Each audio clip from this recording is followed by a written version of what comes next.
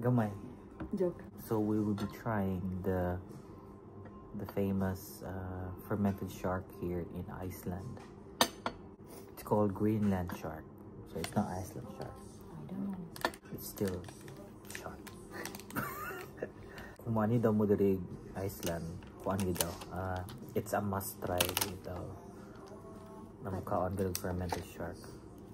Grabe gid ang briefing sa mo before me mo try daw ani kay grabe ang presentation gid siya. Grabe power ba. Grabe siya, as in grabe siya accommodating, butan kaayo. And funny. Very funny as well. Nakulbaan sila pala. Kulbaan ko gamay ba kay yung pag-explain kay grabe kay ka kuan ba. Grabe kay ka.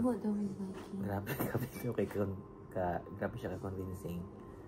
Naagi background din ani pagkaon ang iba.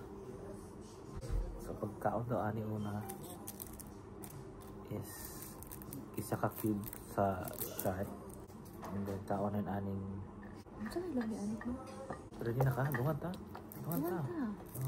Kailangan daw ning bread to help daw sa pag-swallow.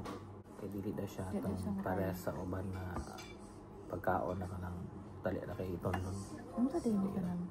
So isa ka shark cube kaonin ani then kanining butong sana. Wine? Vodka or sama. Basta. Inumin na. So, here we go. Happy anniversary, my love. 1, 2, 3.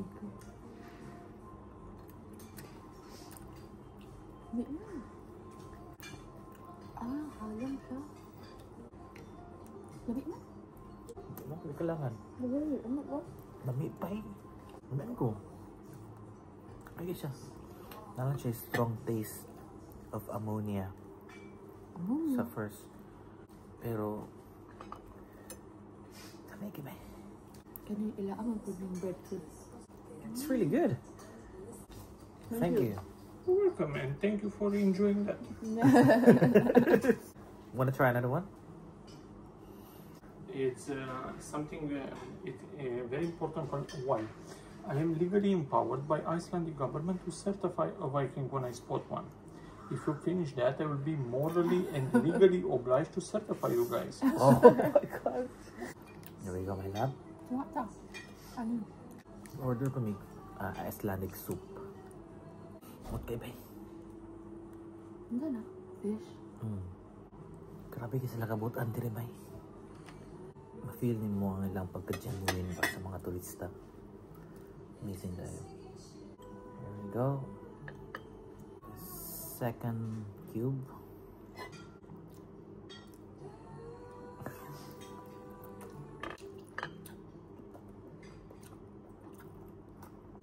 Hindi naman na kailangan yung vodka ba pero amoy mo na. Napay kumay mo? Apply na to ang combination. Yeah. Kaya di ko gana namin. Wah, di ko lamay. May lamay. Pa. Di ko gana pa eh. Morning naka-Viking. Ano.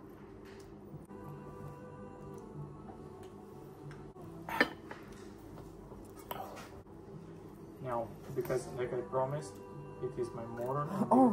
Allow me to bow my head in front of you guys and offer you the Viking. Oh, wow. Perfect, thank you. This one is really good. Rugbrød is that earth-baked bread, you know? We bake it in the ground using geothermal heat. That's why it's so yummy. Yeah. We survived. I survived.